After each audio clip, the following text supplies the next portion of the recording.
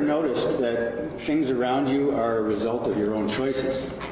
Existence is but an extension of yourself is a quote of a statement from a channeled entity called the Wonders. There's other statements like that. W. Edwards Deming, the quality guru, your system is perfectly designed to give you the results you are getting. A few others. The last one, Jack Welch, control your own destiny or someone else will. All of these speak to the fact that we create our own reality, our own existence. I visited an aircraft manufacturer one time, and I was given a tour by a maintenance engineer. While on that tour, I witnessed a number of violations of their safety rules, rules that they were very careful to make sure I was following. People not wearing the proper protective equipment, particularly safety glasses. In 5 minutes, I counted a dozen infractions. Later, when I was in the office of the maintenance manager and his boss, a director, they asked me what my impressions were. And I told them that I didn't think they cared about their people. And they asked me to explain myself, and I did. And I said, truly, people are allowed to get away with safety infractions here. Nobody has stopped that from happening before. Why? Why do I have to come in from outside and see that and point it out to you? Maintenance manager, he was kind of like the meat in the sandwich here, and he was very uncomfortable, and he went about trying to defend himself. Why this was happening.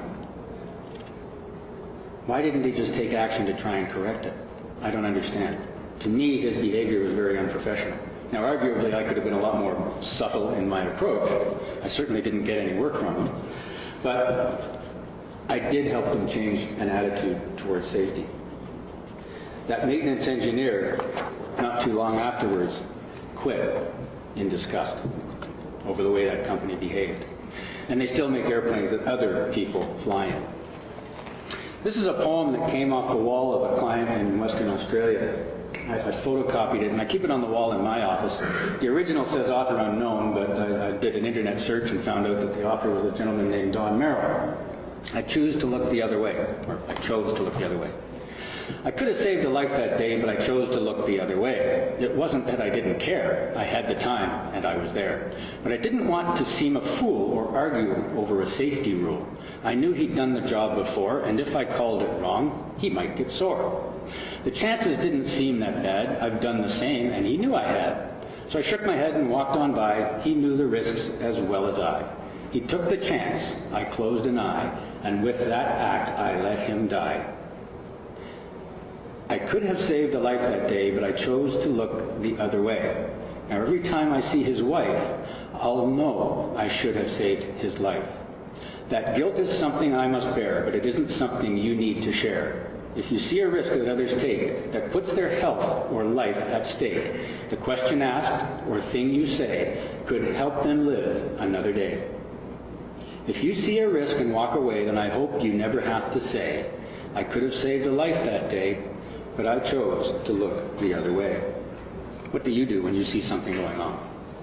We create our own reality, good, bad, and otherwise. We save money, time, and resources. We produce goods for sale. But we allow risks to safety, to health, to our planet.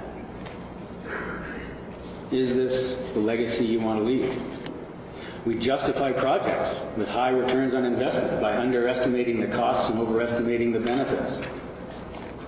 And then, once the project is built, we don't go back and measure that return on investment because we don't want to see the news. It also costs us money to measure. Sustainability is what I really want to talk about here. In a general sense, it's a capacity to maintain a certain process or state indefinitely.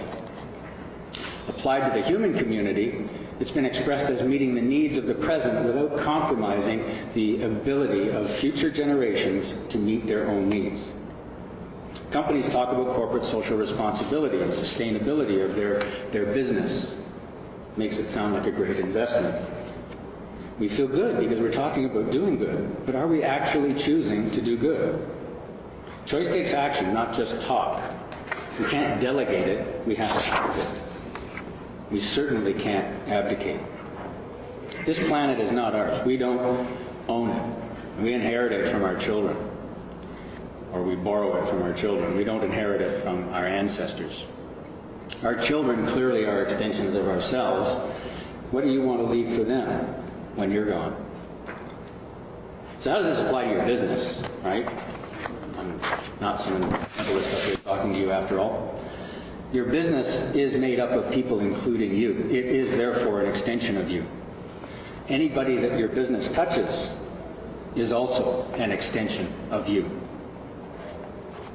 Your business, in effect, is you, just as the function of a component in a system is a function of that system. Think of the impact of an incident like Bhopal in India. If you were a manager of assets, a maintenance manager perhaps, in that plant back in 1984, would you have that on your resume today? Would you be proud to say that you worked there?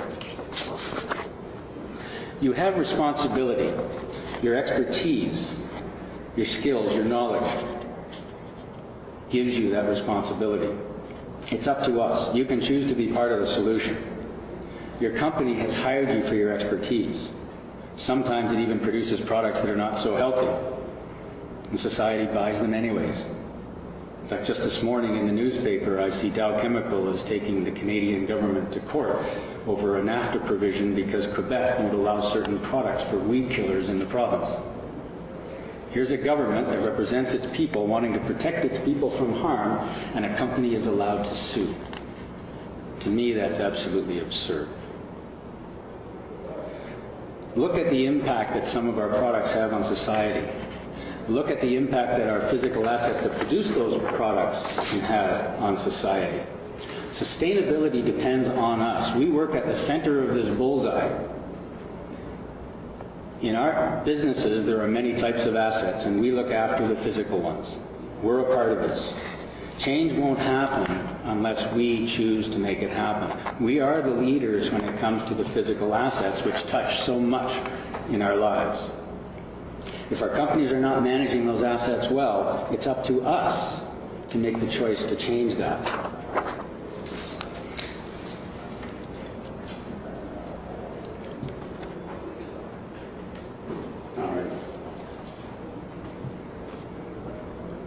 This past summer, I wrote an article which was published in the SMRP Solutions magazine.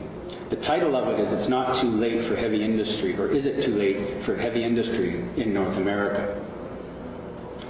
What I was suggesting in that article was that as physical asset managers, we have not done our job very well. Our industry is set to fail. Now, it was rather interesting, the timing of that article. It came out just about the same time that the financial markets crashed. In both cases, short-term thinking and short-term mechanisms are causing the problem. Now, our physical assets haven't fallen apart on us in every case, but some have begun to. What are we doing to make sure that doesn't get any worse? We are capable of seeing that train coming down the tracks. Ask yourselves, what are you doing as a responsible physical asset manager about that?